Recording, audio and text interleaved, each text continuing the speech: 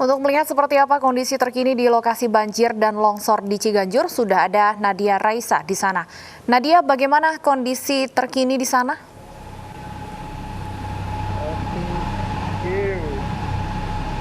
Ya, Stephanie dan juga Wilson, hingga saat ini banjir dan juga longsor yang melanda kawasan Ciganjur, Jakarta Selatan masih dalam proses penanganan.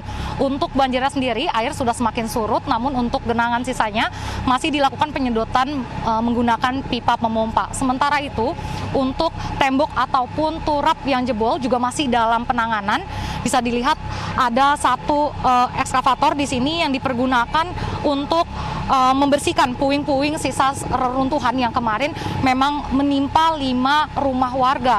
Dan dari 5 rumah warga yang tertimpa tersebut, 3 diantaranya mengalami kerusakan yang cukup parah. Dan dari peristiwa tersebut juga ada 1 orang yang meninggal akibat tertimpa reruntuhan. Dan 2 orang lainnya luka-luka dan kemarin telah dilarikan ke rumah sakit. Sementara itu di sisi kiri atau di atas dari tembok ataupun turap juga terdapat 1 ekskavator lagi yang dipergunakan untuk mengeruk tanah agar hal ini digunakan sebagai antisipasi jika terjadi hujan susulan sehingga tanah tidak longsor, dan jika intensitas hujan pun tinggi maka tidak akan merendam rumah warga. Sementara itu longsor sendiri terjadi dikarenakan tembok perbatasan jebol serta intensitas hujan yang tinggi dan mengakibatkan air anak Kali Setu meluber hingga merendam rumah warga. Kemarin Gubernur DKI Jakarta Anies Baswedan sempat mendatangi lokasi ini.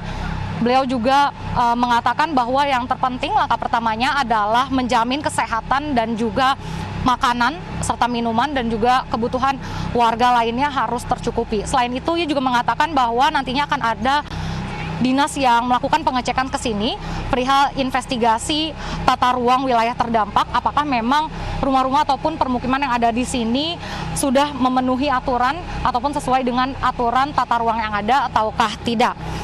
Selain itu juga hingga saat ini dari 271 orang yang terdampak, 45 orang diantaranya masih menempati posko pengungsian, yaitu terletak di pendopo yang berada di dataran yang lebih tinggi lagi, dan mereka juga memilih untuk tetap menempati posko pengungsian tersebut dikarenakan meskipun air sudah semakin surut tetapi listrik masih padam sehingga mereka tidak dapat beraktivitas ataupun membersihkan rumah mereka ataupun membersihkan ataupun menyelamatkan barang-barang mereka.